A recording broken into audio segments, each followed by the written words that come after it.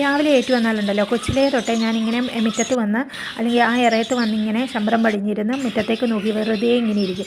അപ്പോൾ അമ്മയോ മുത്തശ്ശിയോ വല്ലതും നല്ല കട്ടൻ കാപ്പിയൊക്കെ വീട്ടിൽ പൊടിച്ചുണ്ടാക്കുന്ന കടും കാപ്പി, ഞങ്ങൾ പാലക്കാർക്ക് കടും കാപ്പി ഭയങ്കര ഒരു വികാരം തന്നെയാണ് കേട്ടോ. ഇപ്പം ഞാൻ ഉണ്ടാക്കുന്നതെന്ന് പറഞ്ഞു കഴിഞ്ഞാൽ ഒരു നുള്ളു ബട്ടർ ഇടും, പഞ്ചസാര നന്നായിട്ട് ഒരുമാതിരി നന്നായിട്ട് ഇട്ടെങ്കിൽ മാത്രമേ ഞാനിപ്പോൾ എടുക്കുന്ന ആ ഒരു രീതിയിൽ കളറിലൊരു പാൽക്കാപ്പി പോലെ വരൂ കേട്ടോ. ആവശ്യത്തിന് നിങ്ങൾക്ക് വേണ്ട കടുപ്പത്തിനനുസരിച്ച് കാപ്പിപ്പൊടി ഇടുക.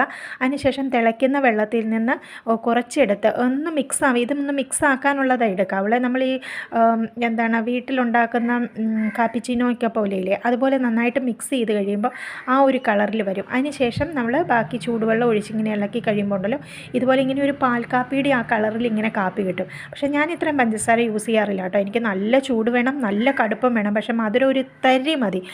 നല്ല ആ കയ്പോട് കൂടി കുടിക്കാനാണ് എനിക്കിഷ്ടം. പക്ഷേ നല്ല മധുരത്തിൽ കട്ടൻ കാപ്പി കുടിക്കുന്നവർക്ക് ഈ രീതിയിലൊന്ന് ചെയ്ത് നോക്കുക കേട്ടോ. ടേസ്റ്റിന് നല്ല വ്യത്യാസമുണ്ട്, നല്ല ടേസ്റ്റാണ് ഇങ്ങനെ കുടിക്കുമ്പോൾ.